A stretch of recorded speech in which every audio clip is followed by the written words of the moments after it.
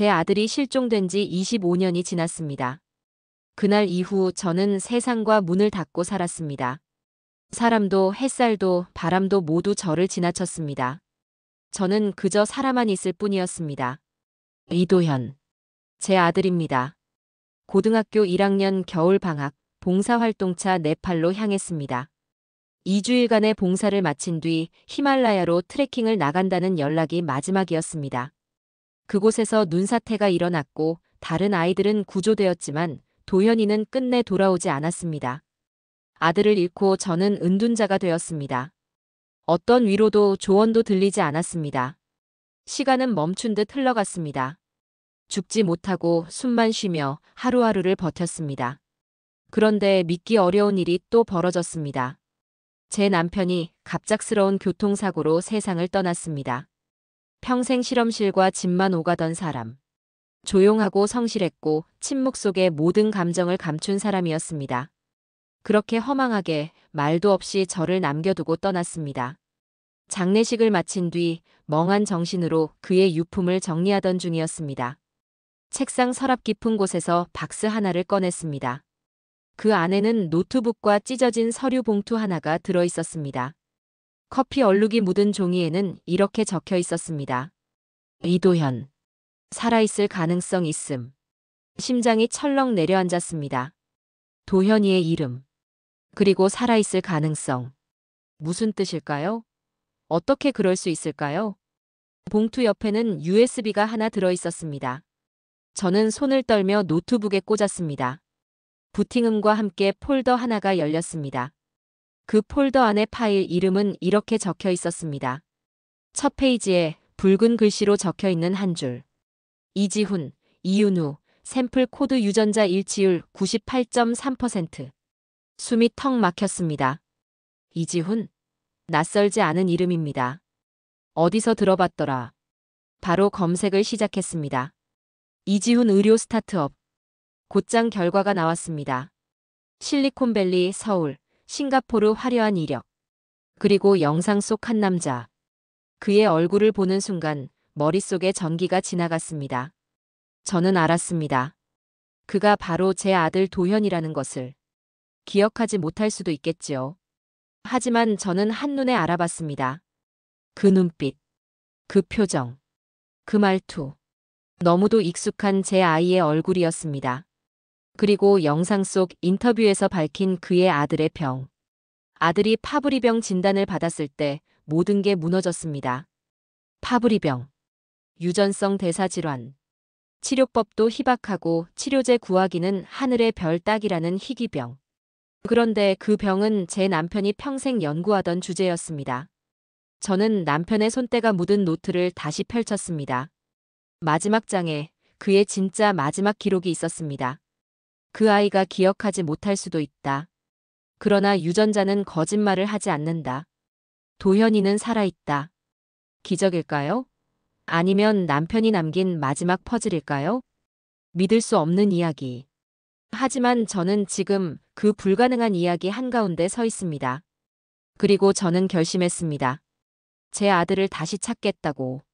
그리고 제 손자를 반드시 살리겠다고 말입니다. 제 이야기를 한번 들어주시겠습니까? 남편과 저는 바깥 활동에는 전혀 소질이 없는 소위 범생이었습니다. 약대 동기로 만나 도서관에서 공부만 하다가 결국 비슷한 범생이끼리 결혼을 했지요. 연애는 조용했고 청혼도 담백했으며 신혼여행도 무난했습니다. 그저 안정적이고 차분하게 늘 정해진 대로 살아가는 삶이었습니다. 결혼 후엔 같은 제약회사에 함께 입사해 연구원으로 근무했습니다. 실험복을 입고 하루 종일 현미경을 들여다보는 일상, 말은 없었지만 우리는 서로의 호흡을 잘 알고 있었습니다. 그리고 도현이를 낳고 기르며 우리는 처음으로 책상 밖 세상의 기쁨을 알게 되었습니다. 도현이는 우리의 삶을 완전히 바꿔놓은 존재였습니다. 책과 연구실 안에서만 살던 우리가 비로소 창밖 풍경을 보기 시작했고 소풍을 가고 장난감을 사고 웃고 떠들며 사는 법을 배웠습니다. 그 아이는 매일매일 놀라움을 주었고 우리 부부는 아이를 통해 세상과 연결되어 있다는 감각을 얻었습니다. 어쩌면 도현이 덕분에 우리도 조금 더 사람다워졌는지도 모릅니다. 도현이는 어릴 때부터 유난히 호기심이 많고 눈이 반짝이는 아이였습니다. 똑똑하고 말이 빠르고 궁금한 게 많아 하루에도 10번은 질문을 퍼부어댔습니다. 엄마, 사람은 왜 숨을 쉬어요? 아빠, 우주의 끝에는 뭐가 있는 거야? 저희 부부가 모르겠다고 하면 도현이는 늘 말했습니다. 그럼 내가 크면 꼭 알아낼래요. 6살 땐 전자레인지를 분해하겠다고 드라이버를 들고 주방에 들어갔습니다. 결국 문만 부러뜨리고 울면서 제 품에 안겼지요. 7살 땐 아빠 노트북을 몰래 켜서 우주 생명체 사진을 프린터로 잔뜩 출력해 놓고 진지하게 외계인을 찾겠다는 탐사 계획까지 짜놓은 적도 있었습니다. 초등학교에 들어가서는 동네 개미굴 생태계를 관찰하겠다며 뒷마당에 작은 실험장을 만들었습니다. 집안 거실에 곤충 도감을 펼쳐놓고 온 마을 개미를 찾아 마당 한켠에 모으던 모습이 아직도 생생합니다. 중학교 2학년 때는 등산을 하다 암벽에서 미끄러져 큰 부상을 입기도 했습니다.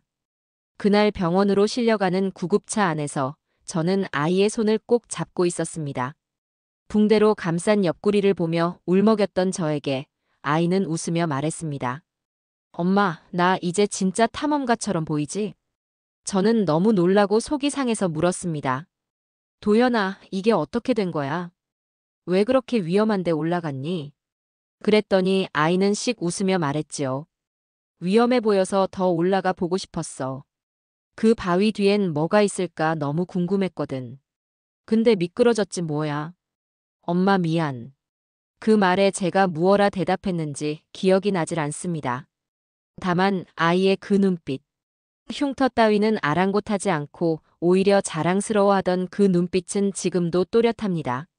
의사 선생님께 엑스레이 사진을 달라며 조르고 깁스에 자기 이름을 훈장처럼 써달라고 부탁했던 아이였습니다. 남편과 제게는 없는 모험가 기질을 태생부터 타고난 아이였습니다. 여보, 도현이는 누굴 닮아 저렇게 거침이 없을까? 남편은 웃으며 말했습니다. 당신과 나는 없는 유전자를 어디서 받아들고 태어난 건지 모르겠네. 아마 우리 전 세대 중에 대모험가가 한 분 계셨나 보지. 저도 웃으며 말했죠. 그러게 말이야. 그냥 앉아있을 수가 없나 봐. 늘 뭔가를 찾아 나서려 하잖아. 남편과 제게 도현이는 언제나 새로운 인간상이었습니다. 도현이는 늘 높은 곳을 바라봤고 그 시선엔 두려움이 없었습니다. 지도를 꺼내놓고 세계 각국의 국기를 외우고 다큐멘터리를 보며 생소한 아프리카 지명을 줄줄이 말하곤 했습니다. 히말라야 이야기를 꺼냈을 때도 저는 불안했지만 도연이는 눈을 반짝이며 진지하게 말했습니다. 엄마, 나 헤비타트라는 봉사활동 꼭 한번 가보고 싶어요. 집이 필요한 사람들에게 집을 지어주는 거야. 망치랑 못으로 진짜 집을 만드는 거라니까. 엄청 멋지지 않아? 나도 그 사람들에게 진짜 도움이 되고 싶어. 저는 그저 웃으며 말했습니다. 도현아, 너는 망치보단 책이 더 잘 어울리는 아이인데? 그러자 도현이는 눈을 반짝이며 고개를 저었습니다. 아니야, 엄마, 나는 책도 좋지만 책으로만 보는 건 답답해. 현장에서 직접 보고 듣고 느끼고 싶어. 손에 흙도 묻히고 땀도 흘리고 내가 누군가한테 도움이 되고 있다는 걸 실제로 느껴보고 싶어. 그냥 앉아서 공부만 하는 건 나한텐 부족해.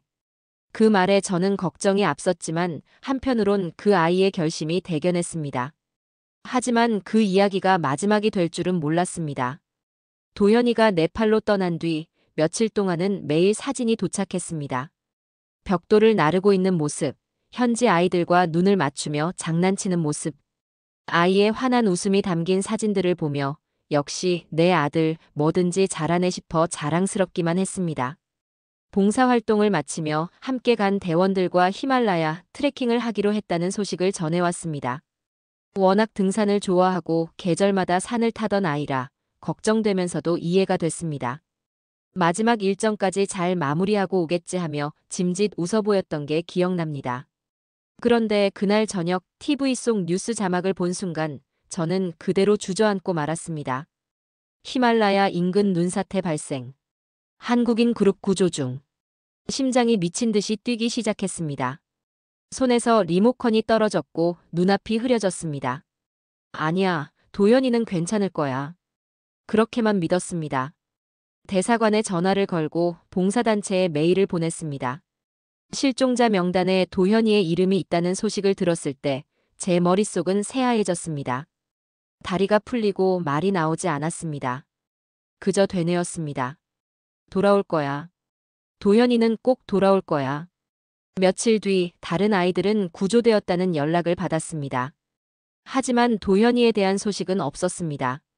눈보라가 심해 실종자 수색이 쉽지 않았습니다. 고산지대의 기후는 순식간에 변했고 헬기조차 접근하지 못하는 상황이 반복됐습니다. 구조대는 잠시 수색을 중단할 수밖에 없다는 소식을 전해왔습니다. 그 말을 듣는 순간 저는 무너졌습니다. 잠시라는 말이 너무 잔인하게 들렸습니다. 그 안에 도현이가 떨고 있을지도 모르는데, 숨을 참고 버티고 있을지도 모르는데 그 아이를 향한 손길이 멈췄다는 사실이 미칠 듯이 괴로웠습니다. 매일 대사관과 통화하고 현지 구조대에 연락을 넣고 온라인 커뮤니티에 도움을 요청했습니다. 제가 할 수 있는 건 아무것도 없었지만 멈출 수는 없었습니다. 남편은 말이 없었습니다. 늘 그래왔듯이 고요한 침묵 속에 자신의 고통을 삼켰습니다. 우리는 서로 마주보지 못했고 눈을 마주치면 울어버릴 것 같아서 같은 집에 살면서도 벽을 두고 지냈습니다. 그렇게 계절이 바뀌고 해가 바뀌고 결국 사람들은 말했습니다. 이제 받아들이셔야죠. 산 사람은 살아야지. 마음은 알겠지만 이제는 좀 정리를 하셔야 하지 않겠어요? 그때부터였습니다. 시간은 멈췄고 저는 세상과의 모든 문을 닫았습니다. 살아있으되 살아있지 않은 날들이 시작되었습니다. 그 말이 얼마나 잔인했는지 그들은 몰랐을 겁니다. 어떻게 엄마가 아이를 잃었다는 걸 받아들일 수 있겠습니까? 저는 그날 이후 달력을 보지 않았고 시계를 들여다보지 않았습니다. 그냥 버티고 있었습니다. 일상생활은커녕 제 몸 하나 돌보는 것도 버거웠습니다. 식욕은 사라졌고 밤이 되어도 잠들 수 없었습니다. 새벽까지 깨어 있다가 겨우 눈을 붙이는 날도 있었지만 악몽에 시달리며 금세 깨곤 했습니다. 회사에도 휴직계를 냈습니다. 하지만 몇 달이 지나고 몇 해가 지나도 저는 그 시간으로 돌아갈 수 없었습니다. 결국 몇 년 뒤엔 정식으로 사직서를 냈습니다. 남편도 같은 슬픔 속에 있었습니다. 다만 그는 저와 달리 그 슬픔을 꾹 삼키며 삶을 이어갔습니다. 매일 아침 일어나 옷을 갖춰 입고 출근했고 실험실에서 묵묵히 일을 했습니다. 울고 싶을 때도 울지 않았습니다. 제 앞에서는 괜찮은 척, 아무렇지 않은 척 했지만 저는 압니다. 그가 얼마나 무너져 있었는지. 목이 메어도 밥을 넘겼고 가슴이 저려도 책상 앞에 앉았습니다. 저를 위해서, 자신을 위해서, 그리고 도현이를 위해서. 그 애가 돌아왔을 때 삶의 형태라도 남아있어야 한다는 일념으로 살아낸 나날들이었습니다. 그렇게 우리 부부가 생명만 부지하며 살아낸 세월이 어느덧 25년이 되었습니다. 그런데 그렇게 살아가던 어느 날 남편이 갑작스럽게 세상을 떠났습니다. 새벽 퇴근길, 뺑소니 차량에 치인 사고였습니다. 그는 병원에 도착하자마자 숨을 거뒀고 저는 그의 마지막 얼굴도 제대로 마주하지 못했습니다. 도현이를 잃었을 때처럼 허망하고도 잔혹하게, 그렇게 제게 남아있던 마지막 사람이 사라졌습니다. 남편의 장례를 마쳤습니다. 울음도 눈물도 다 끝난 줄 알았습니다. 빈집으로 돌아온 저에게 남은 것은 적막뿐이었습니다. 그날 밤 저는 식탁 의자에 앉아 꼼짝도 하지 못했습니다. 도현이를 잃었을 때보다 더 무력함이 깊었습니다. 제 곁에는 이제 아무도 남지 않았다는 사실이 그제서야 뼈를 때리듯 밀려왔습니다. 그런데 믿을 수 없게도 그날 밤 남편의 서랍 안에서 발견한 노트와 USB는 저를 다시 일으켜 세웠습니다. 아니, 거의 무너져가던 저를 강제로 정신 차리게 만들었다고 해야 할지도 모르겠습니다. 이도현. 살아있을 가능성 있음. 그 글을 읽는 순간 멍하던 시야가 또렷해졌습니다. 세상과 단절된 지 오래였지만 단 하나의 문장이 저를 현실로 데려왔습니다. 그 문장은 짧았지만 제게는 천둥 같은 울림이었습니다. 그리고 그걸 쓴 사람은 누구보다 냉정하고 정확하며 신중한 사람, 바로 제 남편이었습니다. 남편은 확실한 일이 아니면 입에 올리는 일이 없는 사람이었습니다. 가능성이라는 단어 하나에도 통계와 데이터를 요구하던 사람이었습니다. 그가 남긴 글엔 한치의 감정도 소설적인 상상도 없었습니다. 논문처럼 써내려간 단서들과 데이터. 그리고 마지막 장의 문장은 확신에 차 있었습니다. 그 아이가 기억하지 못할 수도 있다. 그러나 유전자는 거짓말하지 않는다. 도현이는 살아있다. 이건 단순한 감정의 회복이 아니라 삶의 복귀였습니다. 저는 노트를 품에 안고 곧바로 기차표를 예매했습니다. 이지훈 대표가 서울 본사에 일정이 잡혀 있다는 기사 한 줄. 그것이면 충분했습니다. 단 하나의 가방. 단 하나의 목적. 저는 망설이지 않고 기차역으로 향했습니다. 도현이를 다시 찾아야 한다는 것. 그리고 남편의 연구를 그 마지막 조각을 완성해야 한다는 사명이 심장처럼 제 안에서 뛰기 시작했습니다. 25년 동안 저는 아무것도 계획하지 않았습니다. 이때 처음으로 무언가를 스스로 결정했고 제 의지로 발걸음을 옮겼습니다. 무언가를 다시 시작해도 된다는 기분은 오랜만이었습니다. 아니, 도현이를 잃은 후 처음이었을지도 모르겠습니다. 낯선 거리, 복잡한 터미널, 사람들의 목소리. 모든 것이 낯설고 멀게 느껴졌지만 한 가닥 희망이 저를 이끌고 있었습니다. 서울에 도착한 날, 저는 먼저 그 회사 건물 앞에 섰습니다. 지오메디코어 유전자 기반 희귀질환 치료제를 개발하는 스타트업. 기사에 나와 있던 대표 이름은 이지훈. 어쩌면 제 아들 일 도현이. 하지만 저는 확신할 수 없었습니다. 25년이란 시간은 너무 길었고 그의 얼굴은 낯설 만큼 달라져 있었습니다. 그래도 그 눈빛만은, 그 표정만은 여전히 도현이었습니다. 무턱대고 그 회사 문을 두드릴 수는 없었습니다. 무엇보다 이 이야기를 어떻게 꺼내야 할지 저도 몰랐습니다. 그래서 저는 조심스럽게 지오메디코어의 대표 전화번호를 찾아냈고 깊은 숨을 들이쉰 뒤 전화를 걸었습니다. 수화기 너머로 젊고 상냥한 여성의 목소리가 들려왔습니다. 안녕하세요, 지오메디코어입니다. 안녕하세요. 실례가 안 된다면 이지훈 대표님과 만나뵐 수 있을까요? 잠시 침묵이 흘렀고 직원은 다소 곤란하다는 듯 조심스럽게 물었습니다. 혹시 어떤 용건이신지 여쭤봐도 될까요? 저는 조심스레 말을 이었습니다. 연구 관련해서 말씀드리고 싶은 게 있습니다. 저는 고 이경철 박사의 유족입니다. 제 남편, 이경철. 그는 유전자 질환 연구 분야에서 30년 넘게 헌신해온 국내 굴지의 제약회사 선임 연구원이었습니다. 특히 생전에는 파브리병 치료 후보 물질을 집중 연구하며 생애 마지막까지 논문을 정리하던 사람이었습니다. 혹시라도 이지훈이라는 사람이 그 이름을 알고 있다면 혹은 그의 연구에 관심이 있었다면 그 사람을 만날 단서가 될 수 있을 것이라는 작은 희망이 있었습니다. 직원은 놀란 기색을 감추며 정중히 말했습니다. 이경철 박사님의 유족분께서 연락 주셨다는 말씀 반드시 이지훈 대표님께 전달드리겠습니다. 혹시 연락 가능한 번호를 남겨주실 수 있을까요? 저는 떨리는 목소리로 제 번호를 불렀습니다. 그날 밤 저는 핸드폰을 손에서 놓지 못한 채로 새벽까지 잠들지 못했습니다. 그리고 다음 날 아침 낯선 번호로 전화가 걸려왔습니다. 안녕하세요. 지오메디코어입니다. 이지훈 대표님께서 박사님의 연구에 대해 오랫동안 주목해 오셨습니다. 혹시 내일 오후 시간 가능하실까요? 대표님께서 직접 만나 뵙고 싶다고 하십니다. 심장이 쿵 내려앉았습니다. 정말로 그를 만날 수 있게 된 겁니다. 다음 날 오후 저는 두 손을 꼭 쥔 채 지오메디코어의 사무실 문 앞에 섰습니다. 심장이 너무 크게 뛰어서 혹시 안에서 들릴까 걱정될 정도였습니다.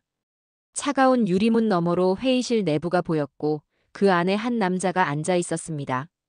그가 천천히 자리에서 일어섰습니다. 그 움직임엔 어딘지 모를 조심스러움이 담겨 있었습니다. 문이 열리는 소리, 바닥을 딛는 구두의 무게. 그가 마침내 제 앞에 섰을 때 그 공간엔 설명할 수 없는 정적이 맴돌았습니다. 먼 길 오시느라 고생 많으셨습니다. 이지훈입니다. 그는 정중하게 고개를 숙이며 말했습니다. 그 순간 마치 시간의 흐름이 멈춘 듯 했습니다. 그의 목소리가 공간을 가르며 들려오는 그 찰나, 제 안에서 굳게 닫혀있던 기억의 문이 덜컥 열려버렸습니다. 웃을 때 살짝 올라가는 입꼬리. 생각에 잠길 때마다 무심코 턱을 쓰다듬는 버릇. 말끝에 묻어나는 낮고 조용한 숨결. 익숙했습니다. 너무도 익숙해서 아플 만큼 선명했습니다. 저는 이미 알고 있었습니다. 그가 누구인지, 그가 어떤 소년이었는지. 성인이 되어 제 앞에 서 있는 지금의 그와 기억 속에 남아있던 그 아이는 분명 같은 사람이었습니다. 하지만 저는 감히 먼저 말을 꺼낼 수 없었습니다. 회의실에 마주 앉았지만 제 입에서는 아무 말도 나오지 않았습니다. 말을 꺼내는 순간 그 모든 것이 깨져버릴까 두려웠습니다. 그저 눈앞에 앉은 남자의 손을 바라보았습니다. 그리고 그는 무심결에 왼쪽 옆구리를 손끝으로 문질렀습니다. 저는 그 순간 온몸이 얼어붙는 듯 했습니다. 중학교 2학년 때 등산 도중 바위에서 미끄러져 생긴 옆구리의 깊은 흉터. 손등과 옆구리에 남은 상처는 그 아이만이 가진 흔적이었습니다. 그는 지금 기억도 못한 채 무의식적으로 그곳을 만지고 있었습니다. 숨이 막혀왔지만 저는 애써 차분한 목소리로 입을 열었습니다. 처음 뵙겠습니다. 저는 이경철 박사의 아내입니다. 그는 고개를 끄덕이며 말했습니다. 박사님의 연구 정말 오랫동안 눈여겨봤습니다. 저는 힘겹게 미소 지으며 말을 이었습니다. 고인이 된 남편은 생전 파브리병 치료제를 개발하던 연구원이었습니다. 그의 연구를 누군가 이어가고 있다는 사실이 참 고맙네요. 그의 눈빛이 잠시 흔들렸습니다. 그러더니 조심스럽게 말을 이었습니다. 사실 제 아들이 몇 년 전 파브리병을 진단받았습니다. 그때 박사님의 논문을 접하고 연구를 본격적으로 시작하게 됐습니다. 감사는 오히려 제 쪽에서 드려야 마땅합니다. 그 말을 듣는 순간 가슴이 저릿하게 무너져 내렸습니다. 파브리병. 치명적인 유전성 대사질환. 특정 효소의 결핍으로 인해 신장, 심장, 신경계가 서서히 망가지는 병. 조기 진단과 신속한 치료가 무엇보다 중요하지만 치료제는 전 세계에서 손에 꼽히는 극소수의 제약사만이 개발 중이었고 개발 비용은 말 그대로 천문학적이었습니다. 치료 효과 역시 개인차가 크고 환자마다 다르다 보니 환자와 가족들의 절망이 반복되는 경우도 많았습니다. 남편은 죽기 직전까지도 그 병에 대한 연구를 멈추지 않았습니다. 남편의 연구는 파브리병을 앓고 있는 환자들과 그 가족들에게 멈출 수 없는 희망의 불씨였던 겁니다. 저는 떨리는 손으로 가방에서 남편의 마지막 연구 노트 복사본을 꺼내 책상 위에 올려두었습니다. 이건 남편이 마지막까지 손에서 놓지 않았던 노트입니다. 아무에게도 보여준 적이 없어요. 혹시 도움이 될까 해서 가져왔습니다. 그는 조심스럽게 노트를 넘기기 시작했습니다. 페이지를 하나하나 훑어보던 손이 어느 지점에서 멈췄습니다. 그의 숨이 아주 잠깐 멎는 듯 했습니다. 그 미세한 표정 변화 속에서 저는 확신했습니다. 이 사람 이 노트의 내용을 보고 크게 놀랐다는 것을요. 하지만 그는 아무 말도 하지 않았습니다. 대신 조용히 고개를 들어 저를 바라보며 물었습니다. 혹시 이 노트 어디서 발견하신 겁니까? 저는 조용히 고개를 끄덕이며 답했습니다. 장례를 마치고 남편의 서재 서랍 깊숙한 곳에서요. 그가 살아있는 동안 제게는 단 한 번도 보여주지 않았던 노트였습니다. 저는 당신이 그 마지막 조각을 완성해줄 사람일지도 모른다고 생각했어요. 회의실 안의 공기는 금방이라도 쏟아질 눈물처럼 묵직해졌습니다. 그리고 그가 조용히 입을 열었습니다. 이지훈 대표의 입에서 나온 이야기는 충격적이었습니다. 저는 제 아들의 병을 치료할 치료제를 만들기 위해 박사님이 계셨던 대한제약에 유전자와 임상 자료를 모두 제출했습니다. 그런데 이 노트에 담긴 분석 데이터 중 박사님의 유전자와 제 아들의 유전자가 거의 완벽히 일치하는 부분이 있습니다. 숨이 멎는 것 같았습니다. 혹시 박사님께서 이 사실에 대해 언급하신 적이 있으신가요? 유전자가 어떻게 이렇게까지 일치할 수 있는지, 분석 데이터가 잘못된 것인지 그게 아니라면. 그 순간 모든 조각이 맞춰졌습니다. 남편은 대사질환 관련 효소 단백질을 연구하는 중 자신의 유전자와 놀랍도록 일치하는 환자 데이터를 발견했던 것입니다. 보안으로 접근이 제한된 연구 대상자의 정보를 확인한 그는 그 아이가 바로 이윤우라는 이름의 소년이며 그의 아버지가 바로 눈앞에 앉아 있는 이지훈이라는 사실을 알게 되었던 겁니다. 그렇지만 그는 끝내 그 진실을 입 밖에 내지 못했습니다. 자신의 아들과 손자를 찾았음에도 불구하고 연구윤리라는 이름의 벽 앞에서 그는 침묵을 선택한 것이었습니다. 그러나 그가 남긴 연구 노트는 그 침묵이 결코 포기가 아니었음을 증명하고 있었습니다. 연구윤리를 거스르며 오래전에 잃어버린 아들을 바로 찾으려는 노력 대신 그의 노력이 향한 곳은 바로 병의 치료제를 개발하는 일이었던 겁니다. 그는 말을 끝맺지 못한 채 제 눈을 바라봤습니다. 저는 아무 말 없이 그 시선을 받아들였습니다. 숨조차 제대로 쉴 수 없을 만큼 안에서 뭔가가 터져 나오려 하고 있었습니다. 그 순간 저는 가방에서 또 하나의 자료를 꺼냈습니다. 남편 이경철 박사가 남긴 마지막 기록, 그리고 그가 별도로 숨겨뒀던 봉투 한 장. 거기엔 단 한 줄의 문장이 적혀 있었습니다. 그 아이가 기억하지 못할 수도 있다. 그러나 유전자는 거짓말하지 않는다. 도현이는 살아있다. 그 문장을 가만히 펼쳐 그의 눈앞에 놓았습니다. 이지훈 대표는 종이를 바라보다가 조심스럽게 손가락으로 문장 위를 짚었습니다. 도현이요? 목소리가 작게 아주 조심스럽게 흘러나왔습니다. 마치 자신이 그 이름을 부를 자격이 있는지를 되묻는 듯한 눈빛이었습니다. 저는 천천히 고개를 끄덕였습니다. 네. 당신 이름입니다. 그게 진짜 이름이에요. 그의 눈이 커졌습니다. 그 안에는 혼란, 두려움, 그리고 무언가 말할 수 없는 감정들이 소용돌이치고 있었습니다. 혹시 어릴 때 큰 사고가 있었던 기억이 있으신가요? 제 목소리는 떨리고 있었습니다. 이젠 그 어떤 상황이라도 받아들일 준비가 되어 있다고 스스로 다짐했지만 그 순간만큼은 두려움이 더 컸습니다. 그는 조용히 고개를 갸웃했습니다. 잠시 침묵이 흘렀고 회의실 유리 너머 오후 햇살이 조금 기울었습니다. 네, 예전에 사고를 당한 뒤로 기억을 잃고 병원에서 오랫동안 치료를 받았습니다. 그 이후에는 해외에 파견된 선교사님들과 함께 지냈고요. 한국에서 가족을 찾아보려는 시도를 여러 번 했지만 지문이나 생체 정보가 등록되지 않은 탓에 결국 가족들을 찾을 수 없었습니다. 그는 잠시 숨을 고르더니 조심스레 말을 이었습니다. 기억이 명확하지는 않지만 가끔 꿈속에서 눈 덮인 산에서 떨어지는 장면이 반복돼요. 정말 선명해요. 몸이 얼어붙은 것처럼 움직이지도 못하고 누군가를 부르려는데 목소리조차 나오지 않아요. 그 눈 속에서 너무 추웠고 온몸이 아팠습니다. 그는 이마를 짚고 눈을 감은 채 고개를 떨궜습니다. 그리고 이상하게도 몸 어딘가에 상처가 있었던 느낌이 생생하게 남아있어요. 특히 왼쪽 옆구리랑 손등.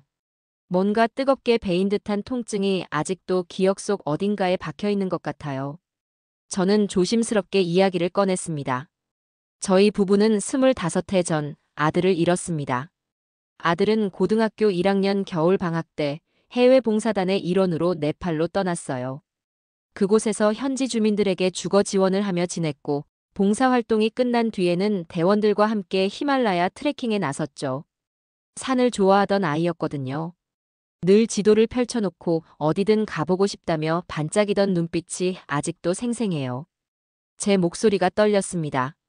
기억을 꺼내는 일은 언제나 고통스러운 일이었습니다. 하지만 지금 그 아이가 제 앞에 있으니 저는 멈출 수 없었습니다. 그런데 눈사태가 일어났습니다. 동행한 대원들은 모두 구조됐지만 아들만이 유일하게 실종되었어요. 수색은 기상이 악화되면서 중단되었고 그날 이후 저희 부부는 저희의 온 세상을 잃었습니다. 그는 여전히 말이 없었습니다. 그저 입술을 꾹 다문 채 제 말을 한 글자도 놓치지 않으려는 듯 집중하고 있었습니다. 아들을 잃고 아무 의미도 없는 시간이 흐르기 시작했어요. 그리고 얼마 전 남편이 갑작스러운 교통사고로 세상을 떠났습니다. 그의 장례를 마치고 유품을 정리하던 중 이 자료들을 발견하고 아들이 살아있다는 확신을 가지게 되었어요. 제 손이 떨리고 있었습니다. 그때의 감각이 다시 되살아났습니다. 처음엔 믿을 수 없었어요. 하지만 당신 얼굴을 보자마자 알았습니다. 그 눈빛, 손짓, 말투 기억하지 못하더라도 괜찮아요. 엄마인 저는 알아볼 수 있거든요. 그는 여전히 말이 없었습니다. 입술을 꾹 다물고 마치 들켜서는 안 될 비밀을 아는 사람처럼 고개를 숙이고 있었습니다. 그 순간 저는 조용히 한 걸음 다가서며 말했습니다. 내 이름은 이지훈이 아니야. 도현이야. 너는 내 아들이고 지금 그 품에 안은 아이는 내 아버지가 마지막까지 연구로 지켜내려 했던 우리의 손자야. 그의 어깨가 크게 흔들렸습니다. 처음으로 그의 입에서 낮고 떨리는 울음이 흘러나왔습니다. 말이 안 되잖아요. 그런 일은 영화나 소설에나 나오는 일이에요. 그의 눈동자가 떨리기 시작했습니다. 그래서 지금 저보고 믿으라는 건가요? 제가 당신 아들이라는 걸, 그 모든 기억이 사라졌다는 걸. 저는 한참을 망설이다가 아주 조심스럽게 손을 내밀었습니다. 그 손 그리고 왼쪽 옆구리에 있는 흉터. 중학교 2학년 때 너는 산에서 떨어져서 크게 다쳤지. 옆구리에 깊은 상처가 남았고 손등엔 피가 멈추질 않았어. 그런데도 병원 침대 위에서 넌 웃었지. 이제 진짜 탐험가처럼 보이냐던 그 말을 하던 내가 아직도 또렷해. 그 어린 얼굴이 어느새 이렇게 자랐구나. 그는 그 말을 듣고 갑자기 눈을 감고 고개를 푹 숙였습니다. 그리고 두 손으로 얼굴을 감싸쥐었습니다. 그의 어깨가 조용히 그리고 천천히 흔들리기 시작했습니다.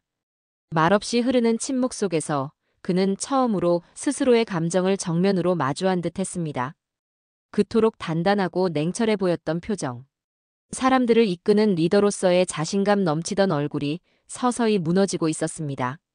마침내 그는 떨리는 목소리로 조심스레 입을 열었습니다. 부모님을 이렇게 마주하게 될 줄은 정말 몰랐습니다. 언젠가는 찾게 되겠지 하고 막연히 상상만 했는데 지금 이렇게 현실로 마주하고 있다는 게 가슴이 너무 벅차고 너무 혼란스러워요. 저는 그 사람, 이제는 다시 저의 아들이 된 그 사람의 손을 천천히 감쌌습니다. 그 따뜻한 온기, 손등의 굴곡, 오랜 세월 지나도 사라지지 않은 내 아이만의 흔적. 너무도 익숙했습니다. 엄마는 내가 쓴 글, 말투, 웃는 표정 다 잊지 않았단다. 아니, 한 번도 잊은 적 없었어. 내가 없었던 25년 동안 단 하루도 널 놓은 적 없었어. 정말 보고 싶었다, 도현아. 그는 더 이상 버티지 못한 듯 조용히 무너졌습니다. 숨죽여 흐느끼던 그 아이는 마치 시간이 되감기라도 하듯 제 품에 안겨 울기 시작했습니다.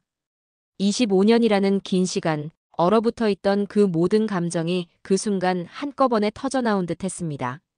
저는 말없이 그를 안았습니다.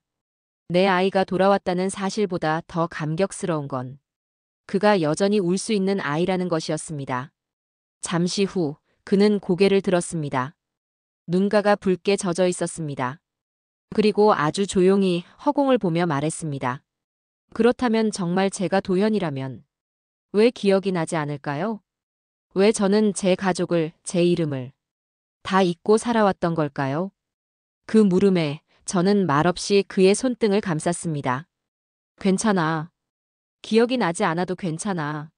살아있어 준 것만으로 충분해. 넌 나에게 다시 살아갈 이유가 되어준 거야. 그는 말없이 고개를 끄덕였습니다. 그러나 그는 다시 조심스럽게 입을 열었습니다. 이게 정말 사실이라면 증명이 필요하지 않겠습니까?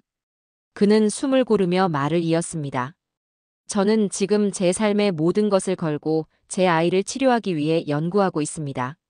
만약 제가 이도현이라면 제 아들의 병력도 치료 가능성도 유전적으로 다시 조명되어야 해요. 그 말에 저는 조용히 가방에서 작은 봉투 하나를 꺼내 그의 책상 위에 올려두었습니다. 너를 만나기 전 이미 준비해 두었단다. 남편이 생전에 남긴 유전자 샘플이고 내 샘플도 같이 넣었어. 그는 봉투를 한참 바라보다 마침내 천천히 고개를 끄덕였습니다. 유전자 검사 빠르게 진행하겠습니다. 제 아이를 위해서도 그리고 진실을 위해서도. 며칠이 지났습니다. 검사 결과가 나오는 날 저는 그의 사무실로 다시 향했습니다. 회의실 문이 열리고 그는 나와 저를 마주보았습니다. 그는 말없이 제게 봉투 하나를 내밀었습니다. 속에는 유전자 일치 보고서가 들어 있었습니다. 간단한 수치 한 줄. 모자 유전자 일치율 99.998%. 생물학적 직계 확인됨. 제 손에서 봉투가 떨어졌습니다.